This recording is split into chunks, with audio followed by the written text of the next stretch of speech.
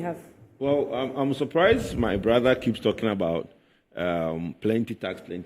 But who said taxes are going to go away? Is that the E-Levy, both, look, the most sad thing I think that happened before 7th December, when you hear people like my brother speak and people across the country speak, I'm sad that most people did not listen to Dr. Bawumia during his campaign. I'm just saying that most people did not listen to Dr. Bawumia when he spoke. My flag bearer, and for me, I think probably that they listened, but they didn't hear. They did not. No, they did not. They didn't hear. No, they did not. They did not listen. If you listen, you will hear. Okay, it could also be whether you believe or you don't believe, you did not. It wasn't listen. believed. But the point is that you are sitting on this platform talking about two men. Look, E-Levy. We said we're going to get rid of E-Levy because again, the same point that everybody makes, that it doesn't make sense in the era we are in to implement E-Levy because it basically stops the trajectory of where the country needs to be. Right? Digitalization and all the online platform and things that we are doing is a disincentive to introduce that. And a lot of people within the NPP government, including Dr. Bawumia, fought against the implementation of E-Levy at the time. But it was implemented by Ken Ofori-Atta. And now everybody said, look, it has to go, and it's going. The betting tax, again. But let not everybody kid themselves that it is going to be replaced by another tax. It has to be, because the revenue, unless there's two options available to this government, right? Either they cut those taxes, and if they don't replace it with another tax, they cut their expenditure. So they're going to have lesser expenditure to make up for the shortfall in revenue, or they increase expenditure compared to the previous year outturns, and then basically improve or bring up another tax that they need to use. My bet is that we are going to see an increase in VAT. And that's my bet, right? I mean, it's up to them to come up and to prove me wrong. But I'm betting on the fact that VAT will go up in the next budget because it's the only logical way that I think that they would increase the revenue shortfall that they have. And if they intend, especially with the talk of $2 billion, $10 billion over 4 years, right? That expenditure that they announced yesterday, that they want to do a $10 billion over 4 years borrowing for infrastructure. That needs to be paid for one way or the other. So how much has E-Levy generated so far? I honestly don't have the numbers for E-Levy, but clearly I'm just saying that everybody on both the side of the aisle or both political parties agree that E-Levy shouldn't have come in the first place, right? So it needs to go. But the most important thing is that what do you replace it with? Both sides of the aisle, which as in NPP and DC. And look, most people in NPP did not agree with E-Levy. I'm telling you. Most people did not. It was a Ken Ofori-Atta's dream, and he implemented it. Because you are breaking my defense. Well, I'm telling you. But you see, I'm putting it to you on record today. Yes. That can be true. Most people did not agree with E-Levy, including the vice president After at the time. all that fight Hold on. But you see, government, let me tell you something. When I say that most people, I didn't say everybody, right? It's a collective. When you go into government today, there are a lot of policies that somebody, Mr. Toforsen, going to the finance ministry will want to do. Some people like him, Honorable Adams, might not agree. No, that scenario is different. No, it's not. I'm telling you. Honorable Adams might not agree. But in Parliament, that's why there's a whip. Why do you think there are whips in Parliament? What do you think the work of the whip is? The work of the whip is to whip everybody to basically be in line with government policy. So the work of the whip of the majority at the time. The work of every whip whipped everybody is to whip. In line. Yes, that's the work of the whip. Whether or not you that's like the work of the whip. That's why in Ghana they don't remove the whip. In the UK they remove the whip at times. In some votes the whip is removed, so everybody can vote their conscience. In Ghana the whip is never removed. So you might not agree, but the whip puts you in place to basically follow the policy of government. So I'm saying to you that not everybody agreed with the E-Levy stance of Ken Ofori-Atta when he introduced it, but it was introduced, and the government owned up to it. But the point I'm saying that going forward, it has to be replaced with another tax. So when the Guta and the people in the market keep saying that, good because we are overtaxed, you are going to be overtaxed. When we said that we're going to basically clear and make a flat rate of tax, well, nobody voted for that. Exactly. When we said that we're going to basically make sure that the port is cheaper than Togo, nobody voted for that, right? When we say that we're going to basically clear off... When you said that you disagree with E-Levy and that you're going to remove it, nobody voted for that. So you disagree with E-Levy? Yes. Okay. Dr. Bawumia disagreed with E-Levy? With E-Levy, 100%. Okay. And he's basically stood in front of the president and said that he basically will remove it.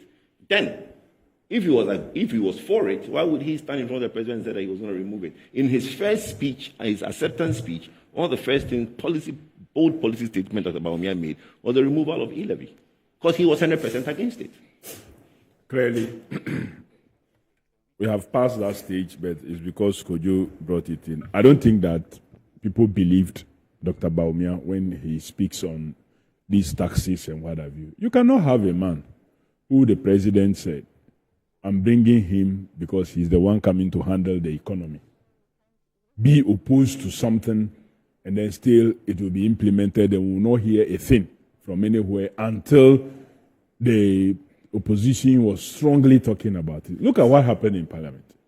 You know, we rejected that government policy statement because of what? The E-Levy that was in it. Yes. And they fought and reversed the speaker's ruling. If a deputy speaker came and reversed the decision that was governed by the speaker. That's how far NPP went. And then organized a cake, E-Levy cake, to be cut by Dr. Bawumia, Samira, and then the rest. Then you come and sit here today and say that. So if we have him at that level, allow taxes like this to be implemented, and it's taking 2 years for him to realize the negative effect of it and promise to now take it off. How many more will he do? Should he be given the opportunity? That's why I'm sure Ghanaians gave him what it is that they gave him, because they didn't believe his promise. The fact that he stood in front of Nana Akufo-Addo and said those things doesn't mean he should be believed, because we knew he was running a campaign of convenience. Now, just saying things, promise as you go, promise as you go kind of things. And that didn't work for Ghanaians. Ghanaians were looking for a more trustworthy leader. And we mean it. We don't necessarily have to replace it with another tax. And I'm happy you talked about the expenditure arm. It's revenue and expenditure. You can also look at the expenditure to make sure that your expenditure is lowered, or where you have to spend, you make sure that it's productive. Mm-hmm. You don't go and put 2 million in a sky train and nothing comes out of it. You don't go and pay $2.5 million to a contractor, Muta Angel, for motorway expansion when they have done nothing. You don't go and pay $11.9 million for Palugu multipurpose dam when nothing has happened. You don't make all these payments, huge investment in what? Cathedral. And that cathedral project, the whole project, we could have established it even elsewhere on a virgin land. Look at all the infrastructure that have to be done. So now the conversation has changed from useless project to a virgin land. No. My position had always been that even if you needed such a facility. There's if now. I'm saying that my position had always been. Yeah, but your president's position has also changed. I'm saying that my position had always been that if you needed even such a facility, not where they were putting it. Because you already know that's where the state house is. There's a major converging point there. That's where your parliament is. That's where your international conference center is. Not far from there is National Theatre. Then you have your stadium. Then you have the Independence Square. Does it make sense to put another infrastructure there that will be holding a lot of numbers? Just look at the traffic situation that happens there when any of the events is happening. So it didn't make never said this during opposition. The saturating of but the you never said that in opposition. It didn't. By opposition, you never said that. No, but he's saying that's his personal. I have always said this, that even citing the project didn't make sense, especially when it wasn't even a virgin land. Okay. That you have to bring down some buildings that were just a year old, and private persons, commercial facilities, and what have you. It didn't make sense. So clearly, that was another waste. And possibly, if they had taken it elsewhere, the 58 million could have completed even that project and not have a pool. So what you're saying is, apart from cutting down taxes or removing taxes, which would definitely reduce revenue generation, you also have to check your wastage and your expenditure. Look at first step. You've reduced the number of ministries from 30 to 23. And that doesn't really but that does not necessarily I'm saying that it's a first step. Okay. But it doesn't save any money. It's put on record. Some agencies will go. No. And persons, I'm saying along the line, by all means, some agencies will equally be made. They will not continue to exist the way they are. And as you improve the economy and the 24-hour economy operates and works, some of these persons will find other jobs to do. they will not necessarily be unemployed.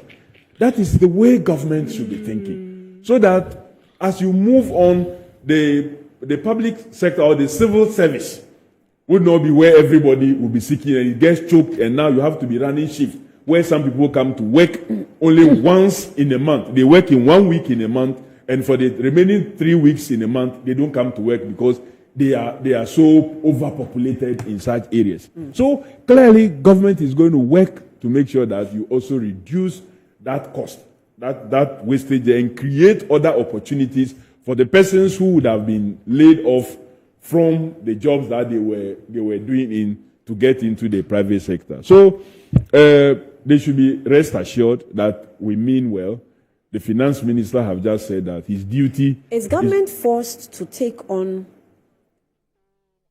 employment opportunities that were seemingly created by political or with political well, if you look, let me just give you an example. If you look at I said seemingly. Why are you posting that question? There's no such thing. Well, allow me to answer. Government actions are government actions. What is seemingly? Allow me to There's no such thing. Could you allow me to No, but he's asking a question which doesn't exist.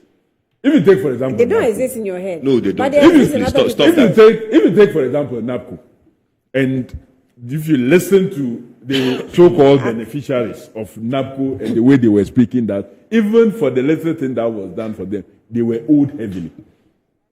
It should tell you that government was just doing some artificial things.